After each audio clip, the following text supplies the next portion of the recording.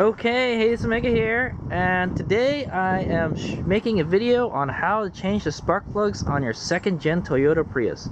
This should be, this should work for a Toyota Prius 2004 all the way up to 2009, I think. Yeah, this is a 2006 Toyota Prius. So, and any second-gen model, you can do this on. So it's pretty simple. One of the routine maintenance things that you do on a car is you change the spark plugs, ones with internal combustion engines, and the Prius still has one, and it still has spark plugs. The Prius uses it says every 100,000 miles replace the spark plug. So there you go. This car just hit 200,000 miles, so I'm gonna go change the spark plugs. 100,000 miles ago, I changed the spark plugs, and then 100,000 miles later, I'm going to change them again. So hopefully we'll get some better gas mileage out of it, but you know, the car's been running good. So today we're going to go replace the spark plugs. So these are the spark plugs you're going to want for your car.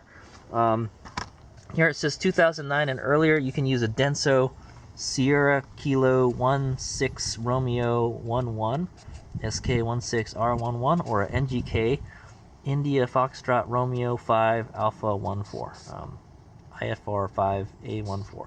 I don't know why this number is a little different. This is what they gave me at Winchester Auto, but I'm pretty sure this is what I used the last time I changed the spark plugs, and they should be fine. So that's a IFR 5A14. That's what it is. And this is an NGK plug.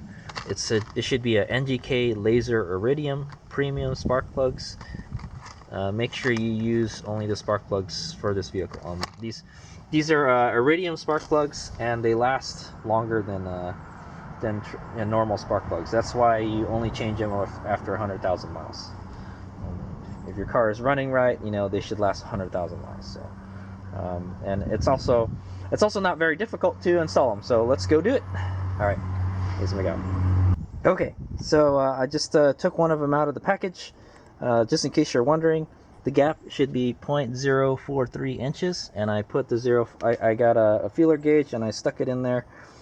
It's a hair the gap is a hair too small, is what I want to say, but that's okay. I'm not going to change it. It's pretty close to what it should be. The gap should widen as it gets older, I think. But yeah, so just in case you're wondering, you don't have to gap them when you put them in. So okay, so the first step is we got to go remove some stuff that's in the way. So this is what we're working with here. I'm cleaning the air filter right now, so that's why the lid is off, but you don't really, it probably helps if you take just the top cover off, and I'll show you how to do that real quick. It kind of makes it a little easier to work on. Basically there's these clips that hold it on.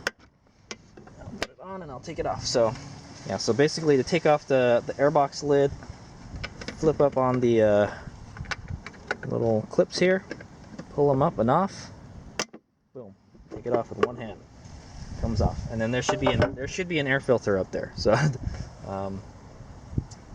but I would leave it on there so you don't get stuff in there. Okay, so the next thing we're gonna do is we got to remove this relay box here. We gotta move it out of the way because it's in the way, so you can see. The spark plugs are all right here, and you're not going to be able to access it with this here. Even better, it would be to take the air, just take the whole air box out, but you don't really need to do that. That's what I'll say. I apologize for the wind noise. It's kind of windy today. So to take the relay box off, there's two bolts here, and I'm going to use a 10mm T-handle.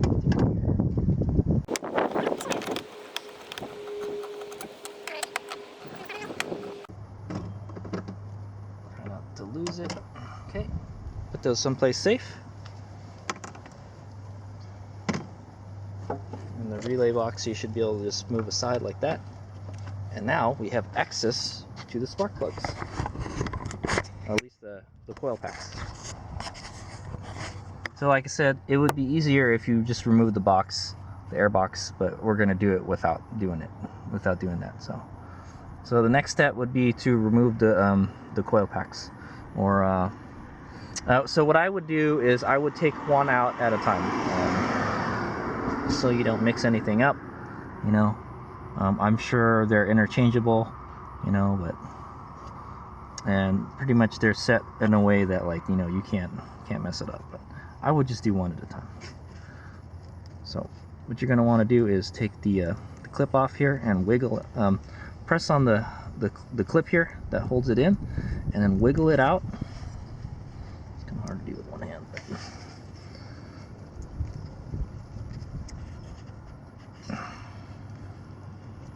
there you go.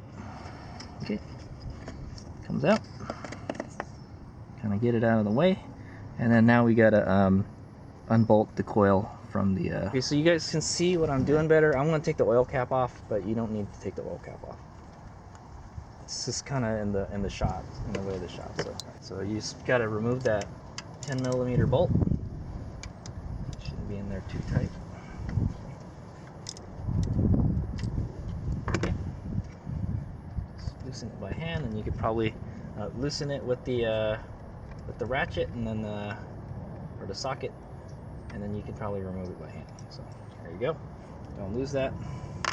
And all you have to do is pull up on the coil pack. It comes out. And that gives you access to the spark plug right there. So that's what comes out. And so like I said, just do one at a time. So these are the tools I'm going to use to take the spark plug out. I use a magnet, or you can use a spark plug socket. It has actually a little grabber thing that will grab the spark plug, but generally when I change spark plugs on this type of engine, I will use one of these little magnet dealies and a ratchet with an extension, and a 16mm is the size that you're going to want. Okay, get that in there. Take the ratchet off first. Stick it in there. Okay, off it goes. Start unratcheting it.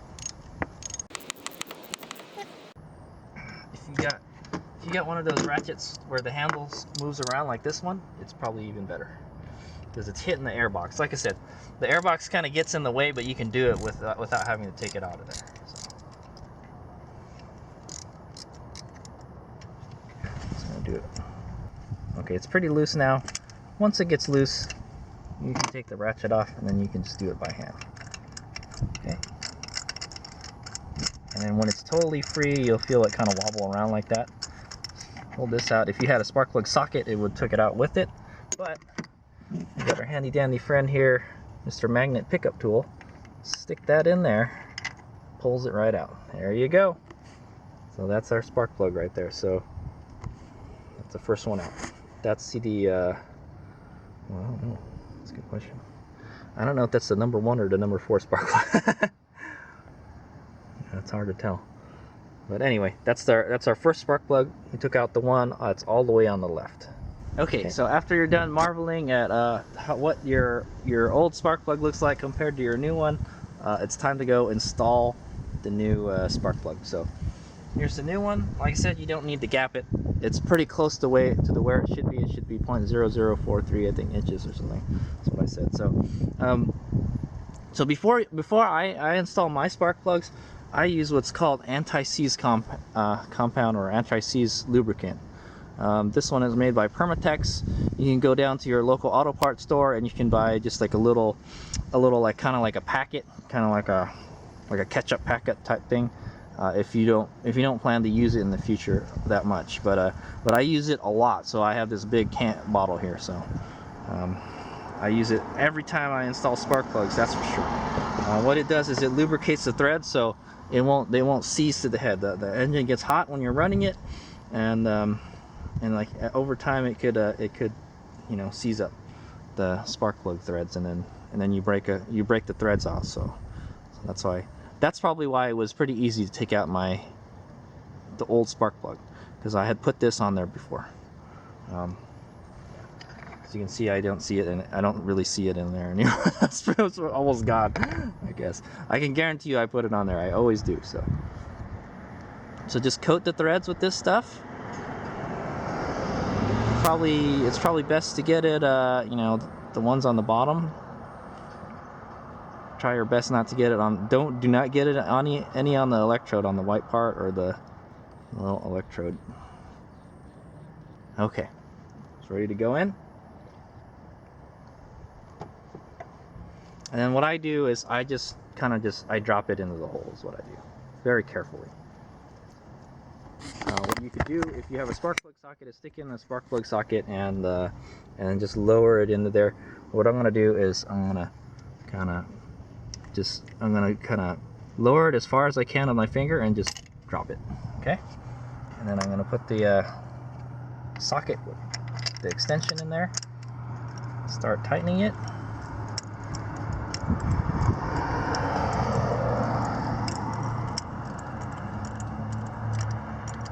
And if you can't get the right type of extension, just try changing sizes and stuff. This one seems to fit fine. Okay. And what we're gonna do is we're gonna get the ratchet.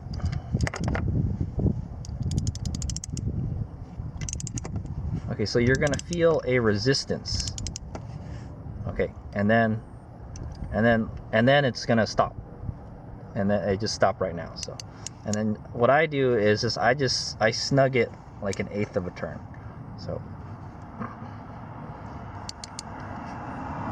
even a little more than that.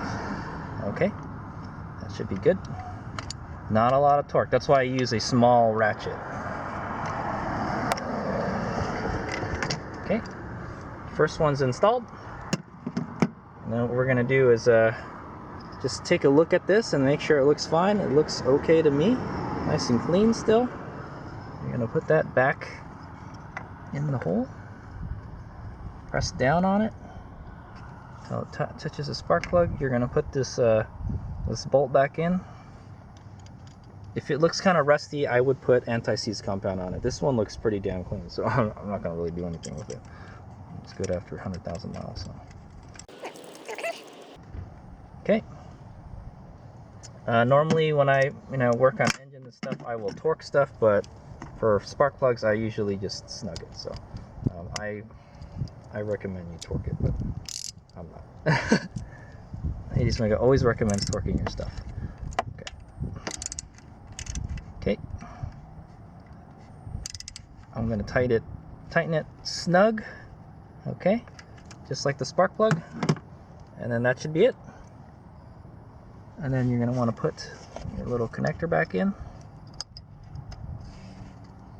Okay, so that's the first one, and then you just got to do that 4 times, and just take your time. So I'll show you how to do it one more time, but a little bit faster, and then I will speed up the rest of them, and I'll let you know how it goes. Okay, this one's kind of a little harder to get to. Having the ratchet with the little end that's adjustable like this helps a whole lot. That's what I want to say. In fact, I have something even better. I have this guy. This got a long handle on it. You're probably going to want to use a small socket like this because you don't have a lot of room to work with. So basically, I'm just using this just to loosen it, Okay. And then once it's loose enough, I just unscrew it by hand. So I can do this one-handed. So. Okay.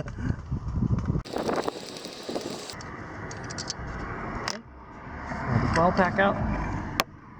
Just inspect it a little bit. Get your spark plug socket and extension. Try to fish it in there, and then use this. Okay. Just have to get this in a certain way, or get this. Okay. Just so that I don't break it, I'm gonna put 2 hands on this. This one's kind of hard to get out.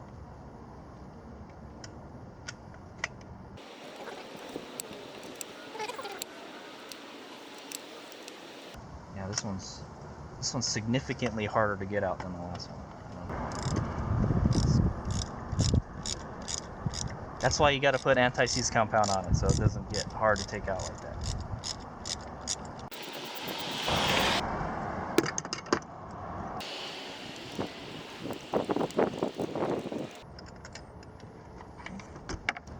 Got our magnet tool. Also, while you take the spark plugs out, make sure try not to get any dirt in that hole. All right, there it is. Yeah, this one doesn't look as good as the other one. It's quite a bit more. It's got some like rust in it and stuff, but you could definitely tell there was anti-seize compound on it. Oh, okay, put the new one in.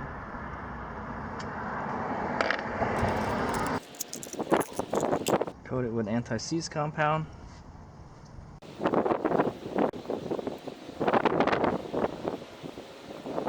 Okay, so that's the second one, coated with anti-seize. Like I said, I'm just gonna kind of lower it in there as far as I can with my finger and just drop it. And then we get our extension, stick it in there. Stick it in there. Sorry.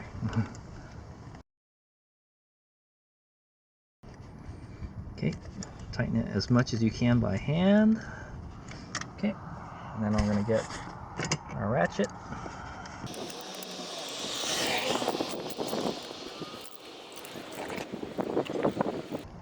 You'll feel a resistance. Just keep on going until it just kind of bottoms out, and then snug it 1/8 of a turn. Just like that. Okay, doesn't have to be tight. Get your coil pack, put it back in, slip it back into the hole. I know it's kind of hard to see. Push it down until the hole lines up there. It's pretty hard to install wrong, you know. Go get your bolt. Back in. And when it, like I said, when it comes time to snug it down, I always use the smaller ratchet, so that way I don't over torque it.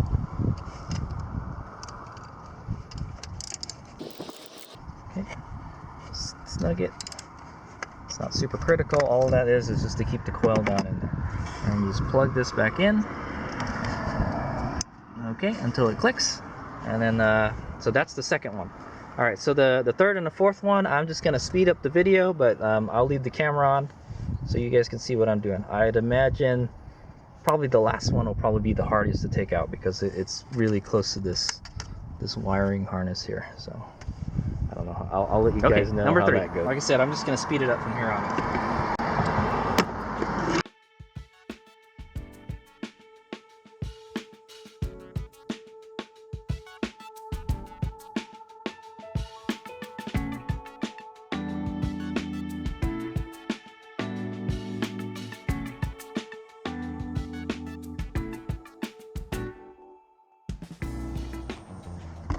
Okay, so for this last one, you don't really have to take the plugs out, but you can just actually, yeah, this one you kind of do have to take the plug out. So the other ones you don't have to take the plug out. You can just pull it out with the plug in there already, but this one won't come out, yeah, unless you take the plug out. So okay, so yeah, like I mentioned, the fourth one is like the hardest one to get out. So I'm gonna make it a little easier by taking this bracket out here on the side. Okay, it's a 10 millimeter. You probably want to use a long extension or to use a deep socket to get it out. And all we're gonna do is we're just gonna move it to the side so we get access to that plug. So there's the bolt right there. It's smaller than the other one, so might have to take this one out too. So that one a lot smaller. Probably gonna use this guy.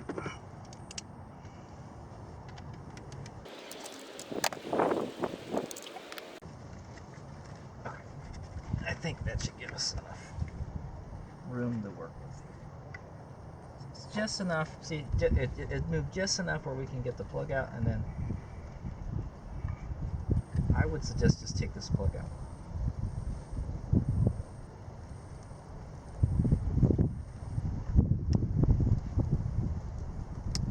There we go. Okay. Yeah. So the first three, you don't really have to take the plug out. You don't have to take the whole coil out. You can just pull it out and just lay it down somewhere. But the last one, I highly recommend you take the plug out on this one because it's so hard to get out. So the fourth one's a little difficult. I'm not gonna lie. For the fourth one, I recommend you take this bolt out and just kind of move this wiring harness a little bit here to the side, just enough so you can pull the coil out and then unplug it, and then take the coil out. So the first 3 weren't much of a problem. I'm not gonna lie, it gets progressively harder as you go this direction because this gets in the way. Like I said, if you take the airbox out, it becomes a lot easier. But then this one is still in the way. So hopefully your wires are still in good shape after 200,000 miles. Okay, and then just do the same thing you did for the other ones.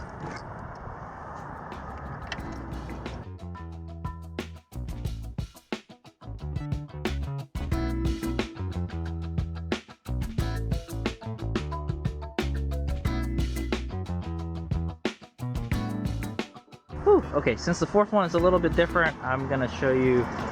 Yeah, basically just put it back. I've already put the plug in, and we're gonna put remember the longer one out of these bolts is the one that holds the coil in. Can't go wrong. Make sure you press down on all the coils too. Put these back in.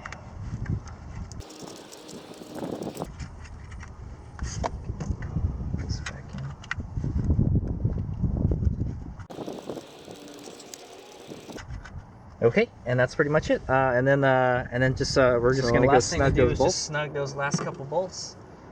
So if I remember correctly, we had to use the long one,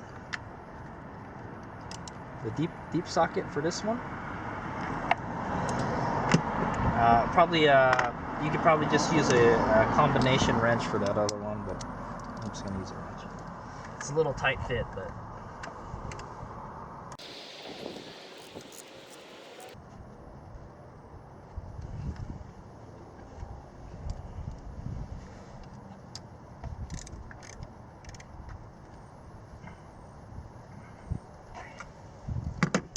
Alright, okay, to finish up installing the spark plugs, I'm going to put the oil cap kind of back on a little bit.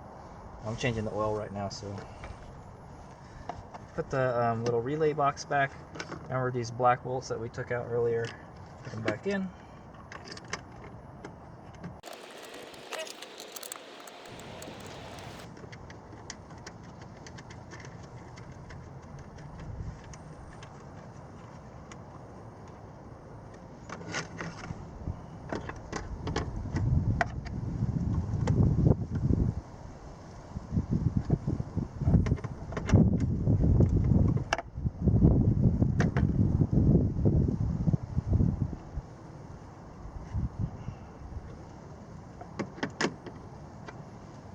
All right, we're all done. So I hope you guys learned something from this video.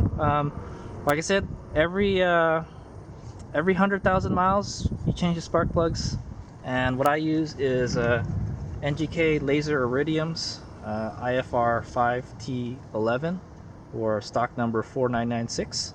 You need 4 of them. Oh, I didn't even go over how much it costs too. It cost me a whopping $8.50 a spark plug. It turned out to be like $34 for all the spark plugs. $34 after every 100,000 miles is not a bad deal. I'll take that any day. That's what I'll say. So there you go. So these are the tools that I used. I use a T-handle 10mm to take the relay bolts out. You could probably just use a socket with an extension on it. I used, so very handy to have ratchets that have a angle, different angle heads. So I got these 2 here. This is a little breaker bar, and then this is a smaller one. I just use this to take it out, but I use this to install it so I don't over torque it. And then you're gonna want a 10mm socket, and then a 10mm deep socket.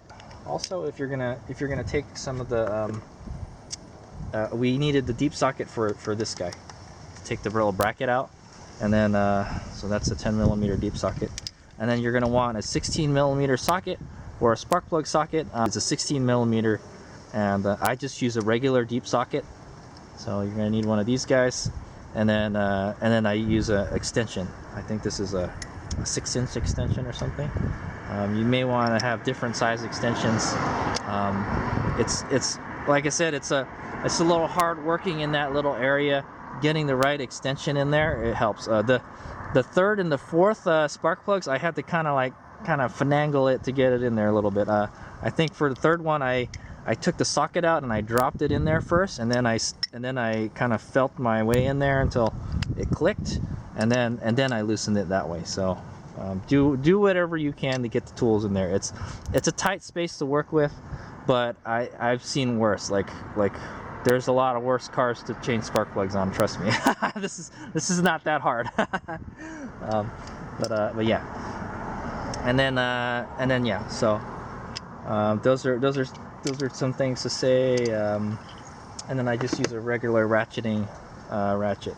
But if you got one of these numbers, it helps a lot because this gets in the way here. This allows you to angle it upward a little bit so you can get to that a little better. And then I use an anti-seize compound on all my spark plugs.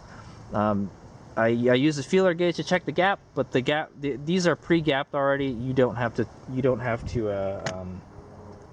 gap the spark plugs, so you don't have to worry about that. And yeah, that's it.